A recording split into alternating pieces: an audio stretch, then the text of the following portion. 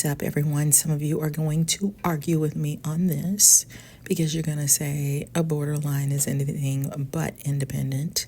They need the favorite person. They need someone to cling to. They need somebody for their own identity. But I'm telling you that there is a such thing as a very independent borderline. And I don't know if they show more traits of CPTSD and that's why they are more independent. I don't know what it is, but I can just tell you that I've met a lot of very independent, strong borderline personality disorders who function very well in the workplace, who are very driven. They can focus, they can create an agenda and follow through with it. They can be above board and above level when it comes to how they get things done, how they function. And one of the things about them is they are generally very busy. They have learned how to find lots of things that they can channel their energy into, which I think is a huge blessing, because I think a lot of borderlines spend their entire life feeling upset, scared, frustrated, shaking, just not being able to focus from, moment to moment is a chore. But there are some borderlines who have learned how to channel that nervous energy, that fear, into positive things, into what can I do for the community? How can I be of service at work?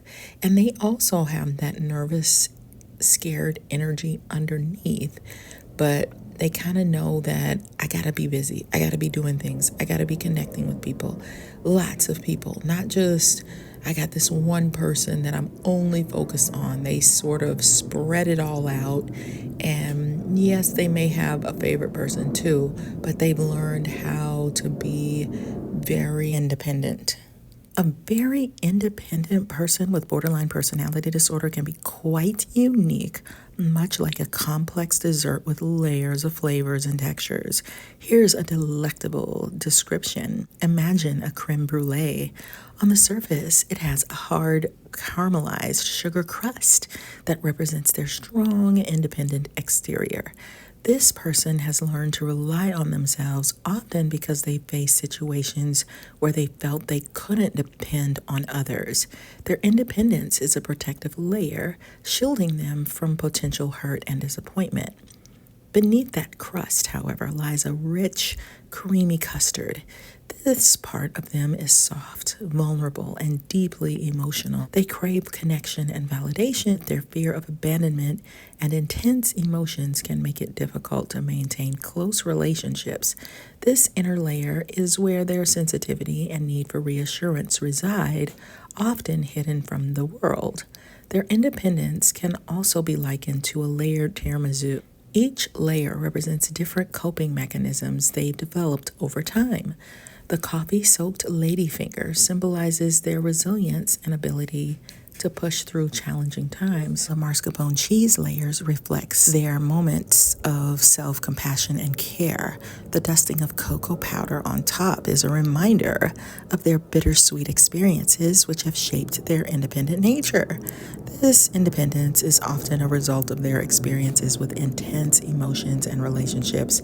They might have learned to be self-sufficient to avoid the pain of relying on others who might not understand or support them. Their journey is like a dessert that requires self-preparation and balance, resulting in a complex yet resilient individual.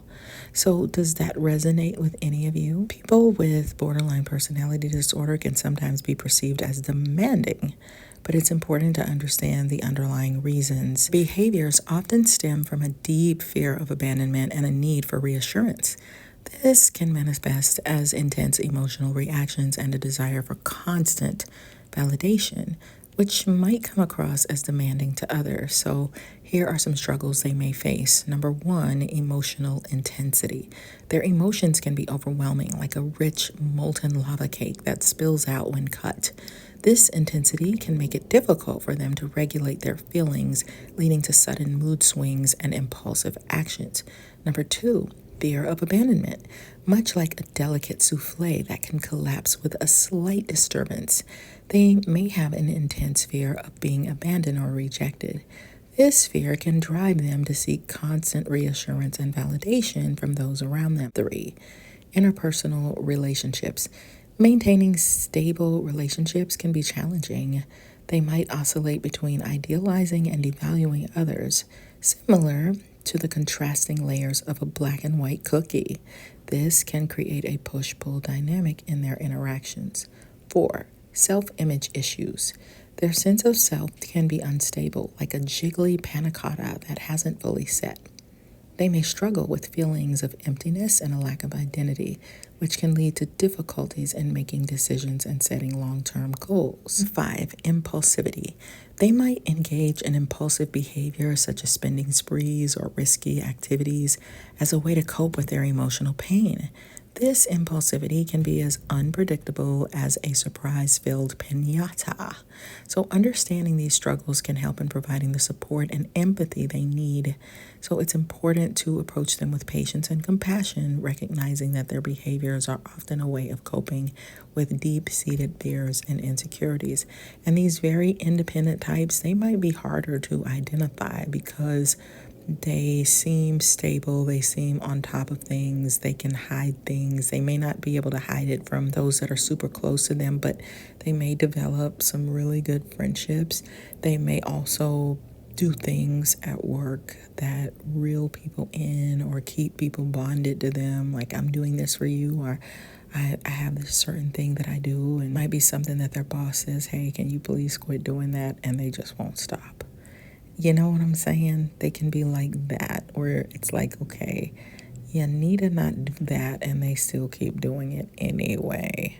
They're kind of independent, like I said, not just kind of, but they can appear very strong-willed, but their strong will is a way of getting or insisting on meeting their own needs. But give me your guys' thoughts about this. Have you met any really independent BPDs that if you didn't understand BPD, you might miss it in them? Or if you're not a close family member. So definitely check out my books. I wrote a book called From ENFJ with Love. It's about Myers-Briggs personality types. I give you a description of each one.